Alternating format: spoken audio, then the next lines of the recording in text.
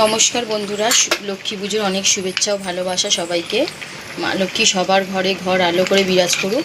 দেখো, আজকে লক্ষ্মী পুজো, কোজাগরী লক্ষ্মী পুজো। আজকে আমার শরীরটা দুদিন ধরেই খারাপ, ঠিক আছে? তাই সেরকমভাবে আয়োজন করে উঠতে পারিনি। শরীরটা খারাপের থেকে বড় কথা হচ্ছে আজকে চেম্বার খোলা আছে, ওই জন্য আজকে হচ্ছে সেরকমভাবে মানে আয়োজন করিনি। তাও মা লক্ষ্মীর পুজো কিছু না করলে মনটাও ভালো লাগে না। তাই একটু মা লক্ষ্মীর জন্য ভোগ নিবেদন দেবো, তাই জন্য একটু আলুর দম, এখানে খিচুড়ি বসিয়েছি।